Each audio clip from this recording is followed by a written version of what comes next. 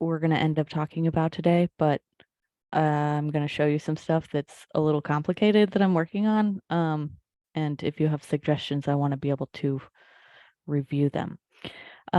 So to begin, a few weeks ago, we were talking about collections in Alma and creating them at like the Primo ones. And everyone who said there is no way to make them dynamic is absolutely correct. So yeah, even if you do a logical set, it won't update the collection. All you couldn't do is update your logical set and then isolate the new titles and then add those to your collection, which is very annoying. There's some other ways that I'm exploring that you can code logical sets into feeds to create stuff. But I'm working on that. So apologies. PubMed link out, Tracy. Sorry, totally distracted. Yes, can you hear me? Yeah. Okay, so there was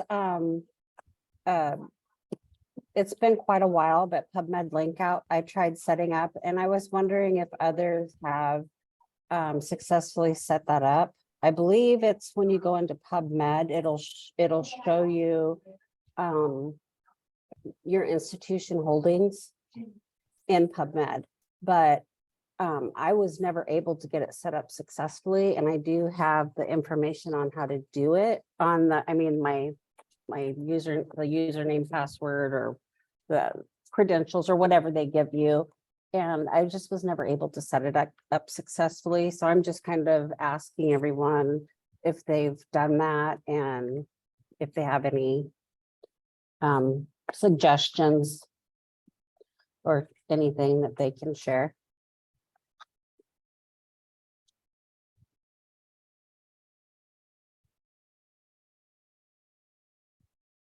Okay, chat Olympic does have link out set up.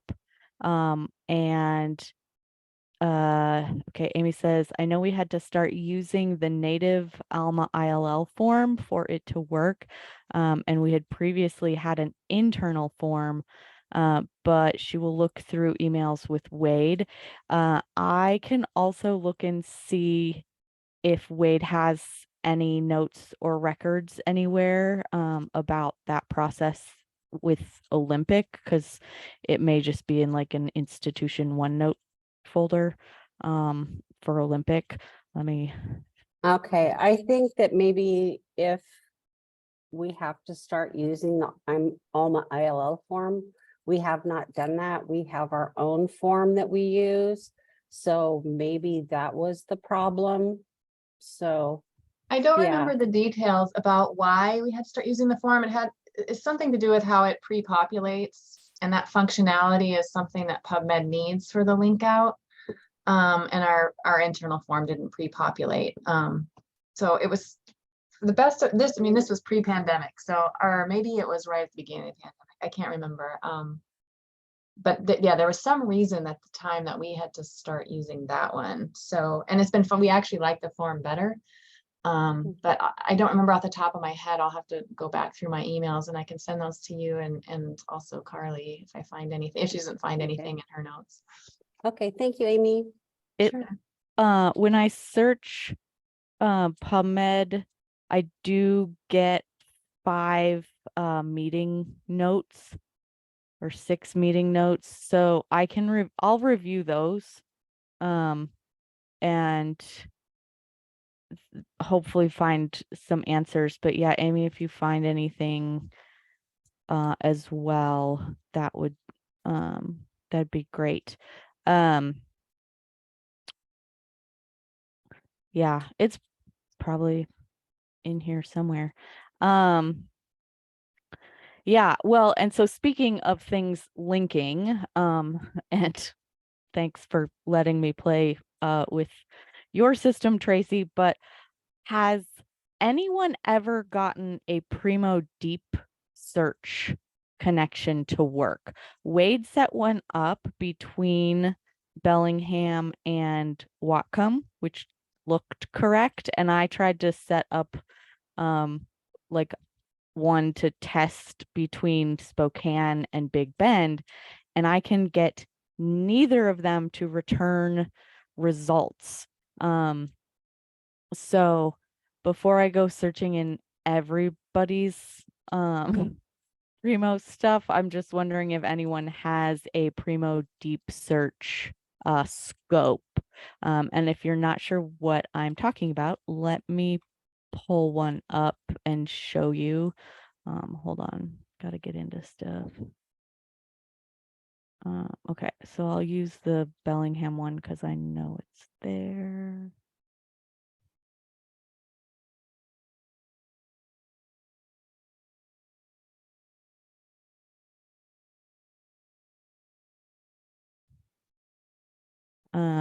Okay, so if we go into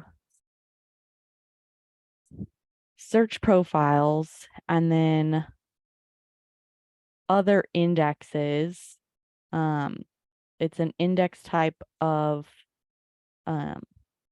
deep search, and you put in the URL of the remote environment, and you put in the institution code, and I don't know why.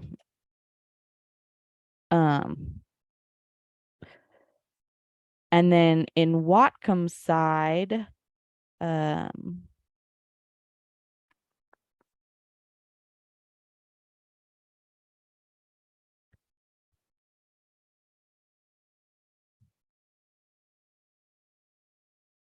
let's see if I can remember this side of it.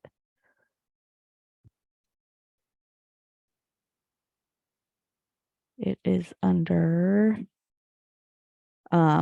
configuration discovery other, and then it is Primo VE deep search configuration. And I have so like this is the institution you're giving permission to, this is the view that you're giving them access to, and then this is the search profile that you're giving them access to. And everything looks right to me, and yet when I do a search, like nothing comes up. So I don't know, anybody like, does anything look wrong? I don't know, because the views, yep, that's the name of the view.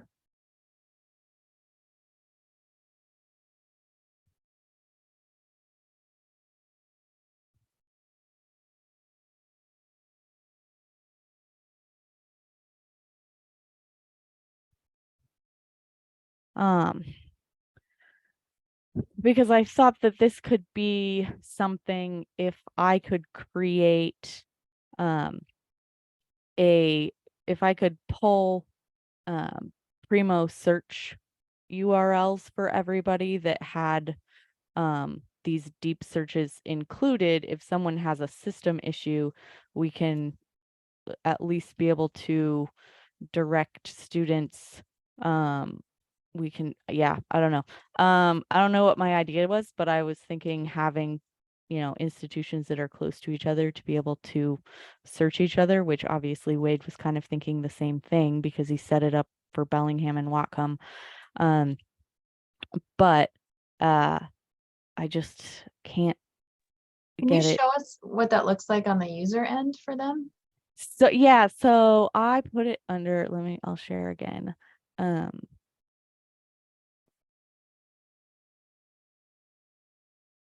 So in the I'm gonna have to go to my test one at Big Bend because I didn't.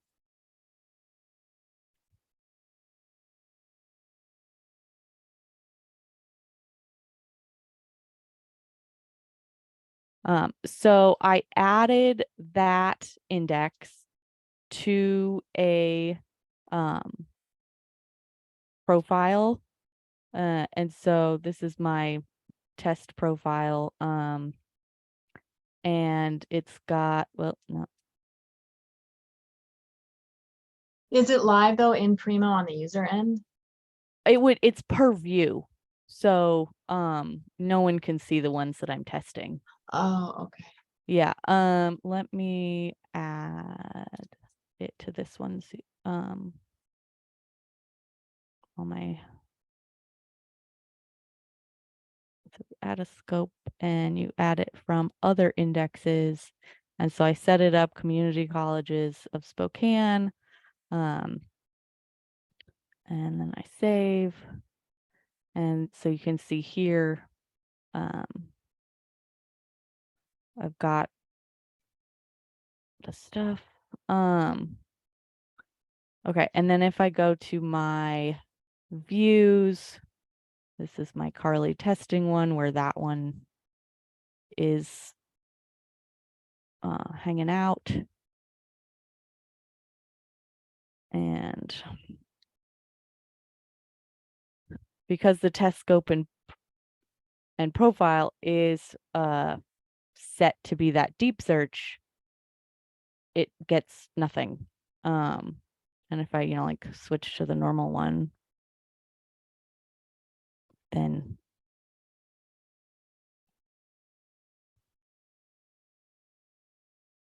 yeah, then I get a normal set of enormous results. Sorry, we're doing some Spanish testing.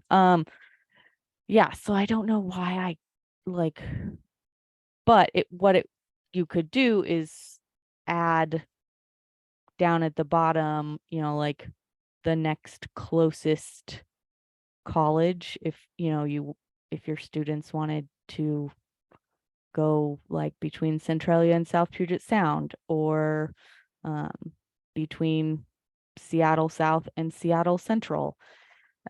Although they're the same instance, so that wouldn't be one, but like, I don't know, Highline and Green River. If they, so yeah, and I don't know why it's not working. So I'm about to just open a case with Lindsay, our customer support person, to figure out what I'm doing wrong, because I'm also struggling to create new user accounts in the sandbox that we have. Like, I create them and then I can't log in. Like, it's like it won't recognize the password I put in. If I do force password change on next login, it doesn't do that. So it's very weird.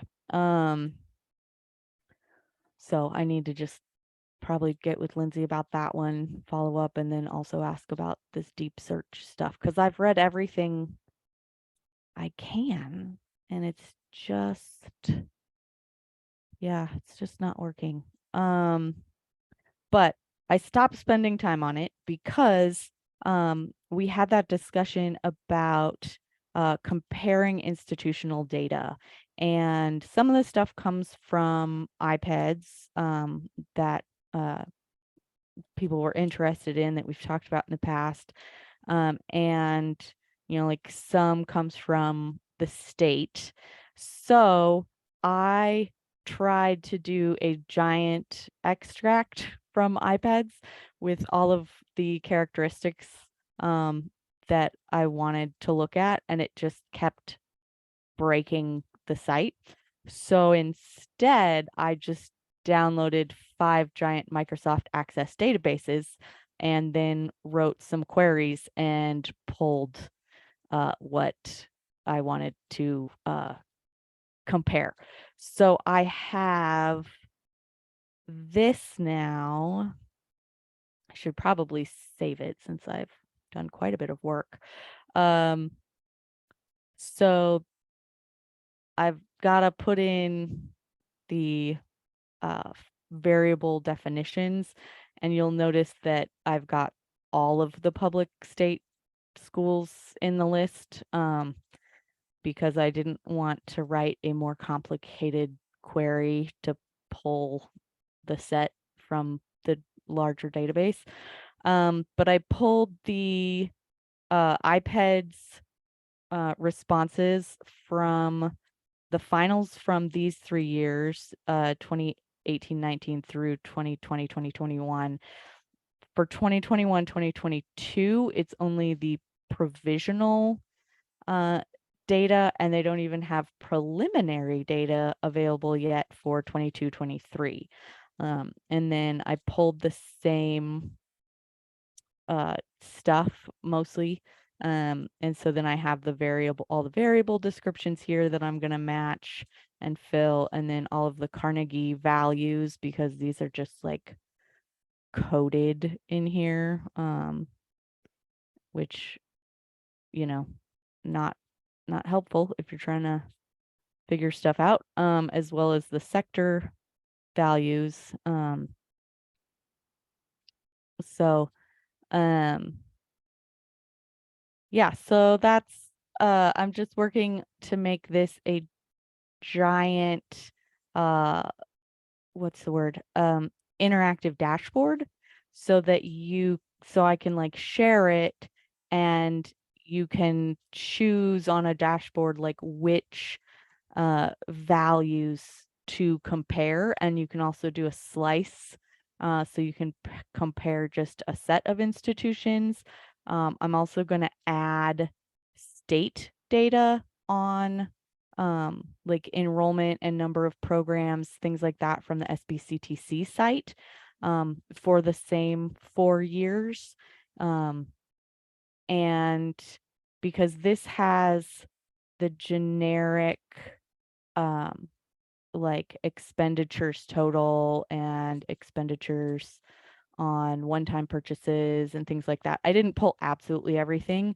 And it's got ILL stuff. And then I can pull some of it already because it's public, but as soon as I have my advanced query developer cert, I should be able to get access to the finance pillar in CTC Link, and then I can pull the state data on finance expenditures, or at least start looking at it to see if there's any apples to apples way that we can do it. But anyway, this is going to be really huge, and I guess my question was going to be, is 18-19 far enough back? Hopefully, 22-23 will be out provisionally sometime in the next 6 months. It's usually like December, January. And then we'll have 5 years, but if you really want like 5 years now, I can go and pretty easily pull, not the 2108. I can go pull the 2017-2018 if anyone is interested in that, in having like 5 years, albeit not the most recent 5 years. So yeah, been having fun learning how to write queries in Microsoft Access. And then instead of doing a pivot table, trying to do an interactive dashboard, because then if we have something like that I can code into the website, that's just kind of a fun, like how many books we're circulating or how big our collections are, things that aren't, I'm not talking expenditures or anything, but like just something to have that's dynamic and visible about our member libraries, I think would be neat. And hopefully the more detailed stuff will be useful as we make arguments to the state for funding and such things. But anyway, that's kind of what I was working on end of last week and then this week.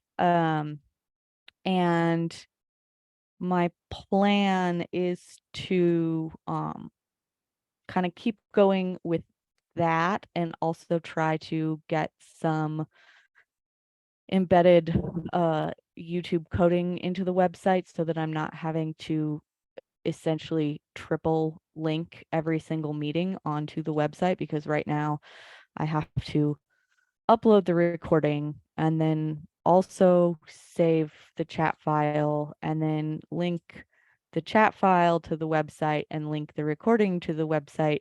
And it takes a super long time. So if I can just embed the YouTube channel on the website, and then when I upload the video, also upload the meeting notes.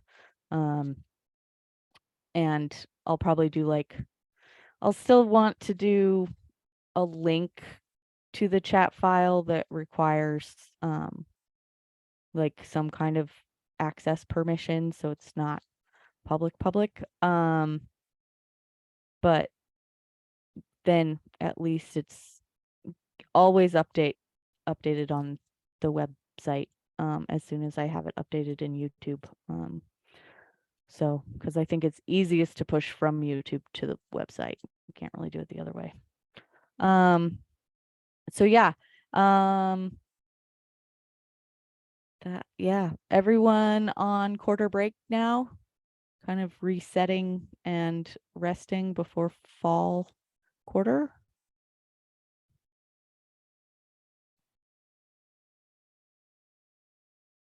Okay, so Olympics going through this week, so probably a few others then as well. Okay, yeah, Peninsula. So I okay, so Lower's got 2 weeks, Trace Bellingham has a couple weeks. So I am trying to decide, we can kind of informal poll. Next week is supposed to be an open call, oh, yeah, that's true. Laptop returns at the end of the quarter. Next week is supposed to be norm rules, primo customization, and an open call. And since it's getting toward the end of the quarter and people are up to their eyeballs in laptop, and also it's my dad and I's birthdays this coming week, and my parents are all antsy to come over and visit. I was thinking I might just go ahead and cancel next week's meetings, and maybe take a few days off, not the whole week, but a couple days. And then if anyone wants some specific pre-fall support, I could be available, of course, for that. There have been some patron load issues across the system. Thankfully, we successfully migrated Peninsula to the Ex Libris SFTP, and that delivery is working. But of course, that means that like 2 others are currently broken. So I'm trying to get through the query developer trainings as quickly as I can, so that I can figure out what the heck is going on. Not that the query developer trainings will really help me with the scripts that might be the problem because they're not delivering files, but one thing at a time. So yeah, we'll do a quick poll. What reactions do we have? Okay, if you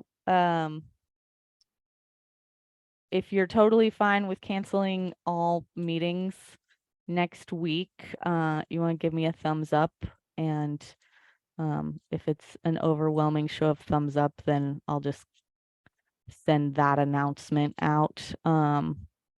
Great. Thank you so much.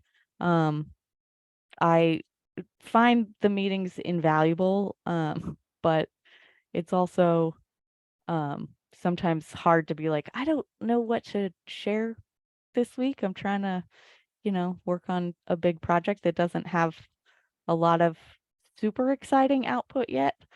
Um, so, and I'd really like to also get the fall schedule together for meetings.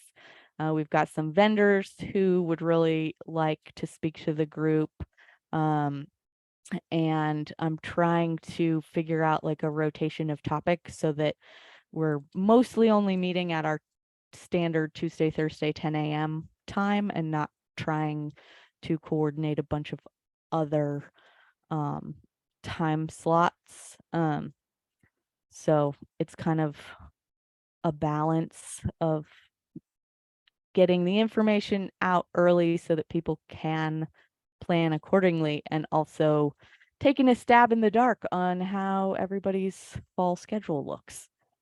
So I figured sticking with Tuesday, Thursday at 10 was the best bet.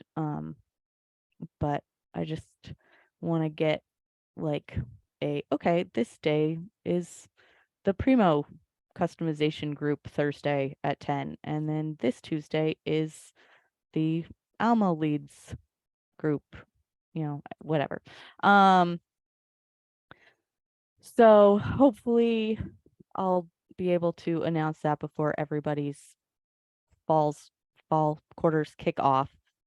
In the meantime, I'll send an email out about next week, and then we can plan to have a normal Tuesday at 10 the week after, which will be like the 28th or something. And if no one's really around, no big deal, but at least we'll come back together in case there are any pressing pre-semester stuff. I have 3 weeks until the older kids go back to school and things quiet down, and there are only 2 small children in my house. So I'm very excited about that. And just really trying to survive until that moment. So, anybody have anything else that they might like group feedback on? And I will dig into the PubMed thing a bit this afternoon.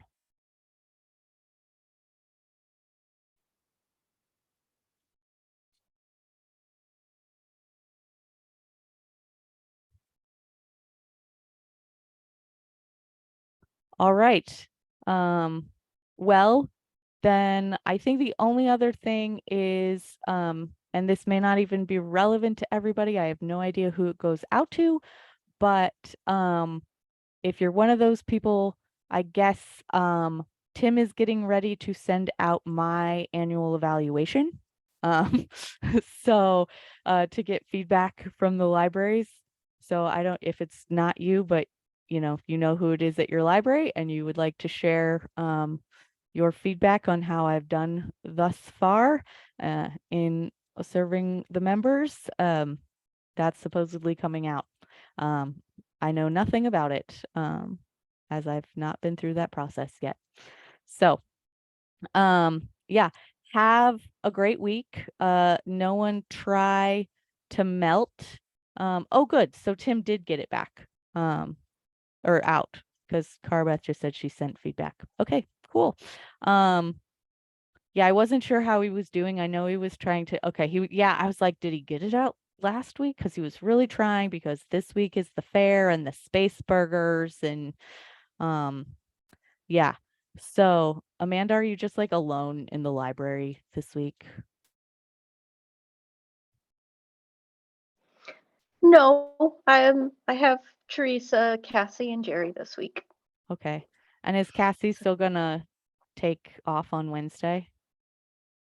Yes, she's leaving tomorrow, as far as I know. All right. Okay, great. What was that? Nope, I got nothing. Anyway, don't melt this week. Stay hydrated, stay out of the sun. And every time it hits, 85, please don't complain too much because some of us are sitting at 104.